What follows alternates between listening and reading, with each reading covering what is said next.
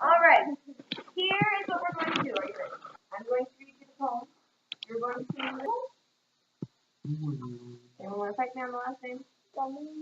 Double. Okay. All right. We're ready.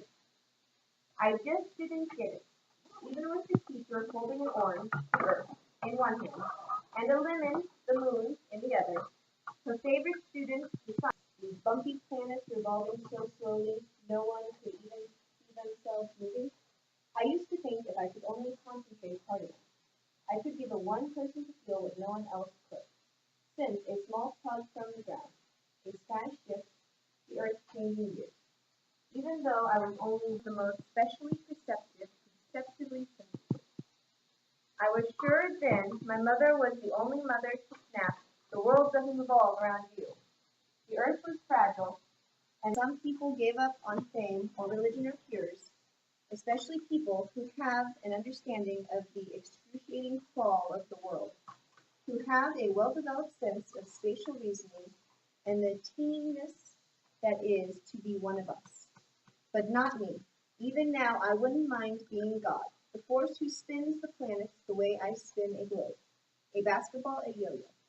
I wouldn't mind being that teacher who chooses the food, or that favorite board. No, you can do it without the board? Yeah. Okay.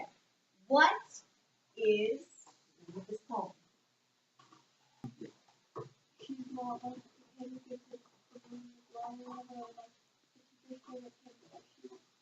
Okay. Yeah. So, what do you think? Is this poem saying? Yeah, maybe they get depressed. Yeah. Maybe their whole life view changes. What do you think? Yeah. If you suddenly found out that you were not the center of the universe, What do you think here? would your worldview change? Don't I?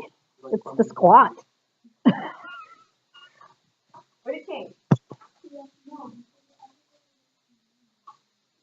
No, Lori, what did you think?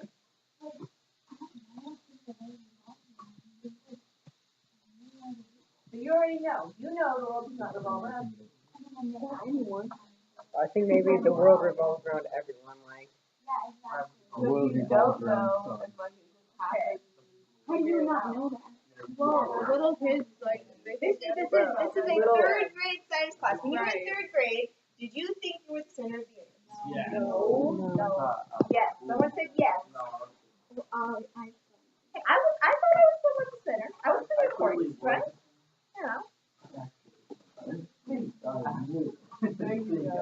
All right. So what are there some concrete things in this poem? yeah. What kind of things? the orange. Water. The orange, yeah. Water. Lemon. The planet.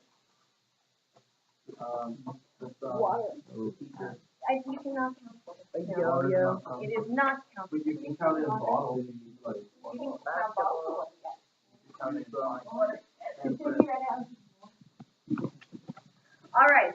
So for this poem, would you know that it's about someone's ego if it wasn't about us? Yeah. Maybe a little bit towards the end. Yeah. Maybe like I could feel things. Yeah, like the favorite kid thing. Like, she's not the favorite kid. Okay. Kind So the title is important, yes? yes. Okay. What about the other poems? Was the title important in Do? Not really. Not really. What about the marshmallow poem? Not really. Because there's more campfire. Okay. Like, So maybe if they'd have put the emotion that they wanted to feel in Do as the title, would that have helped you maybe? Oh, I like it. You like the title? Okay. And that is fine. All right. So, are you ready to know what we're going to do that relates to writing today? Yeah. I'm ready. All right. We are going to assign poetry writing. No. Oh. Oh, We're doing poetry writing. not in class. Oh, it is assignment. Like the homework? Yes. Like Yes! Even better! making your work. Oh my God. This is like so much study whole time. This is great. Okay. Whether you like it or not, the draft is due Tuesday, March 4th. That's next Tuesday. That's a week. And then one by one, I'll pull you over to one of these empty tables, and we will discuss the 2 poems you have written so far. 2. So Two. far, we think we're gonna write more, right? No, I think we're only gonna write 2. I mean, you can give me as Thank many as you want to. 153. Be my guest. Okay, so do they need to be typed for the rough drafting? No. Possible. Possibly. No. See if you can get them typed. See if you can. It makes it easier for me to read. Okay. But they need to for sure be typed for the final draft. Okay, which is, what's the on page? Friday, March 7th. And what is the problem with that date that I recently found out? We don't have spring school. break? We don't have school that Friday. Oh, no. Friday We is don't. I thought you were Thursday. Next Friday, we don't have school. I know. Oh, yeah. Next Friday. The Friday before third quarter. Okay, you should Google it. So let's go back to the top of the page. Mr. Isaac, what's the first line say?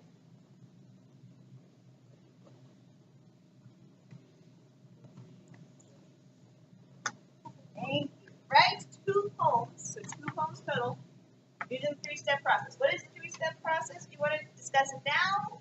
Please? Yeah. Yeah? Or do you want to finish with at the top? Discuss. Okay, let's discuss. Wait, what? Let's jump down about, maybe a third of the way down. It says 3-step process at the center. Let's start there.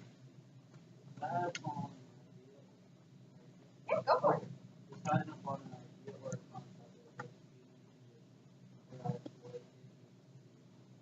All right. Yeah. Okay, do you know what the human condition is? Like happy or Why? Yeah, it's Yes. like life. Yes. What things involve humans? Like what conditions? So like poverty, right? And homelessness, okay? Maybe justice, racism. That's something we deal with. So things that deal with the human being. What things affect you? What emotions do you feel when those things affect you? Does that make sense? You feel sad. Maybe you feel sad. Maybe you feel happy. Maybe you feel disgruntled. Disgruntled. How I felt. Okay. So, it's an emotion, right? Yes. Yes. Does that make sense, guys? yeah, okay. Okay, so the first step of the poem, you pick an emotion. Give you a reason for causing that emotion, right? Emotion, reason, yes? Okay. Yes. Yeah. Do you understand? You get the first step. Okay, so let's move to step 2. Who wants to read step 2? Tucker, go for it. Focus on an object or an event that will allow you to visually express the idea you have chosen. Okay. So we've discussed the objects in ego, right? There was the whole science system, like the orange and the lemon, right? Okay, so Actually, there was this note here that what are the examples?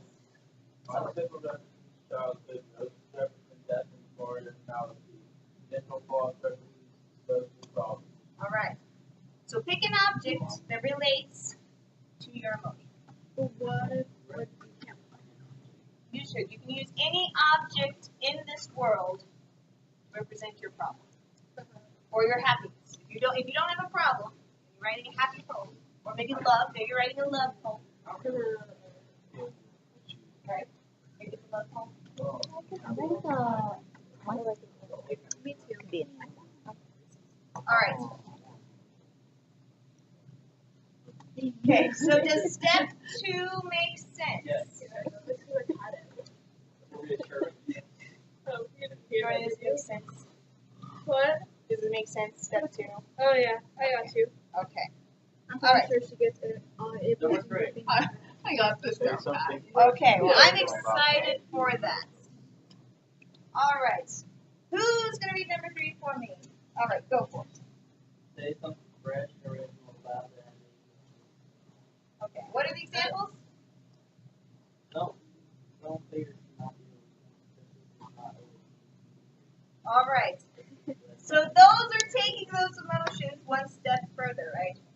we discuss the layers of the poetry thread, the deeper layer.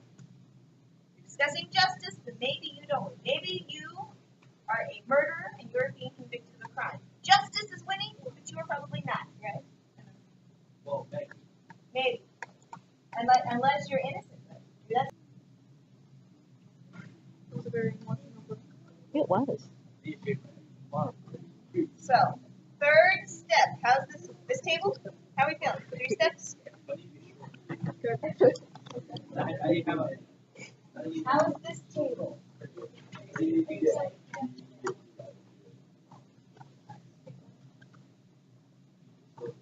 Okay, so let me see. Yes. Okay. Or maybe it is Probably maybe the old lady who sits on the corner reminds you of happiness. It's good. I'm probably gonna do it. Okay. Each poem should have at least 16 lines. Okay. That way you have a decent length. You don't want it 2-line poem. Each line should have What about a haiku? Those have 3 lines. No haiku. Well, that's what I'm writing one. I was 16 just lines. saying. So it has to at least be a sonnet. If you're gonna do a poem form, it has to at least be a sonnet. Got this. Okay. We have to do a song. No. We have to do a sonnet, but it has to be as long as a sonnet. At least. Wait, what's the song? The This stuff is a of sonnet. Romeo, Juliet, the Shakespeare stuff. Your verse that we talked about. This is a sonnet. That's how long. All right. So. Isaac. No. All right. Put your name on it. So each line should have 6 to 14 words. Right, Jordan? Right. Okay. Exactly. And the poem should be typed double-spaced and have an interesting title, like Ego, right? Okay, so what kind of font do you use? New Roman. Nope, you're using the one. But it has to be readable. I know. It has to be readable. You can use Perpetua, you can use Arial, you can use Courier New. Probably no cursive. Probably no cursive. Cursive is pretty hard to Monotype course.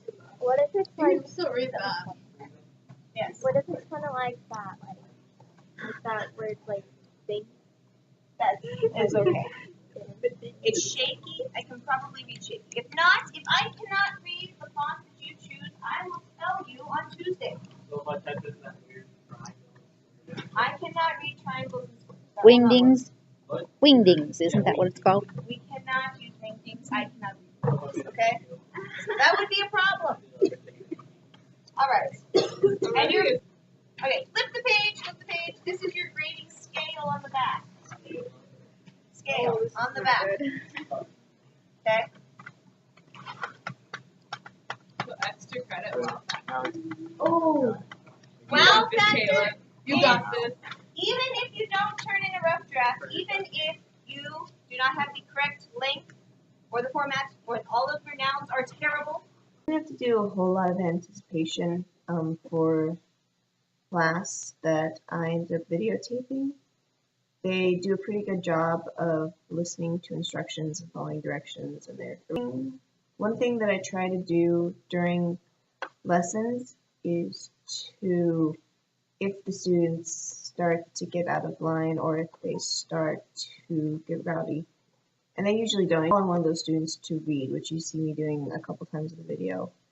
I think that that's been really good for me. I mean, at first it was just really good to learn the names, but I think that that helps them to kind of know that they are not on topic, and it helps bring them back in because they actually have to focus on what it is that we're working on. They did a lot of whining when I ended up assigning the poetry. I figured they would anyway. That's what. So, and I know on my rules that I gave them at the beginning of the year, I said no whining was one of the rules. So that would probably be something to work on in the future because there was some whining. I also think that a lot of times when they're getting really loud or I was ready to move them to the next topic, I would do kind of a final gesture, like with my arms are out to the side, and you can kind of see that. And I did not notice that I did this as much as I do in this video, but I mean, it seems to be working, which I guess is helpful for me to see that I can bring them back in. And like I said, I don't really know what to reflect on. Like I said, the classes that I have, the students don't really have any major behavioral issues. So I don't know if I have good classroom management or if that just means the teacher before me did. So they're used to the routine and they're used to listening and following directions.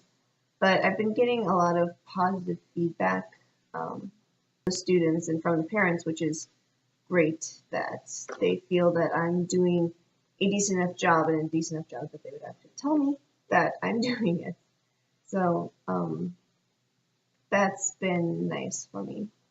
I think an area that needs improvement for me would be that I think I get louder.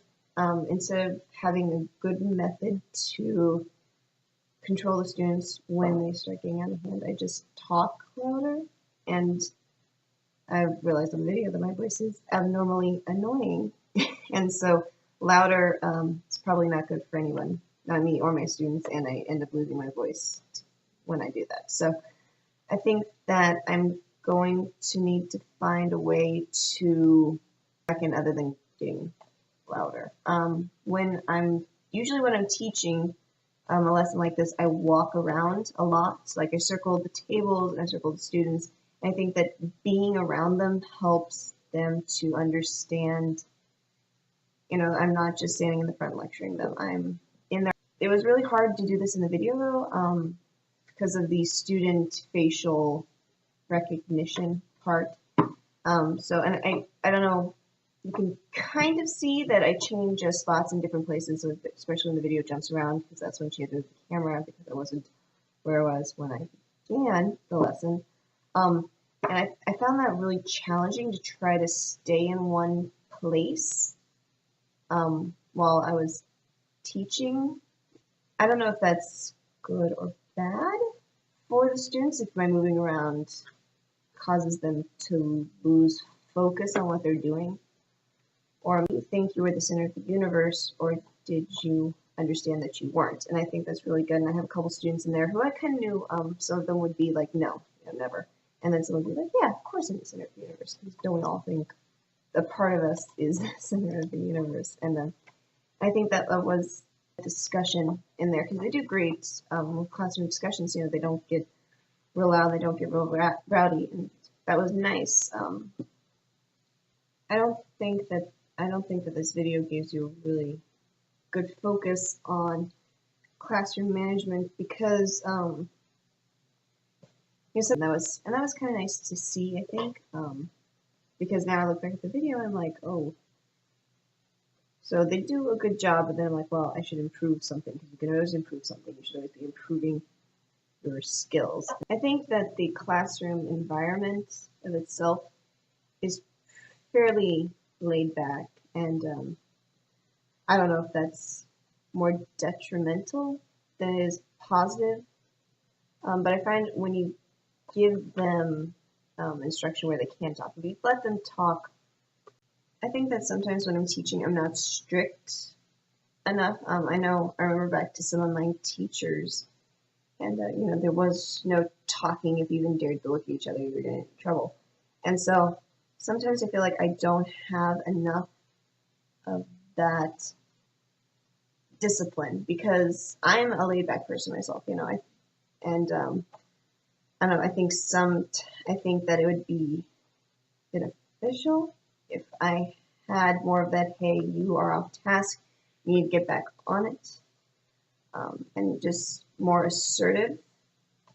And I've been working on that. I've been working on developing some of that, because I know that's something my cooperating teacher and I have talked about, where I should be that more of assertive figure. Not that they don't listen to me and they don't focus on what I'm saying, but I could be more of that leader type and that disciplinarian, I think, than what I am currently.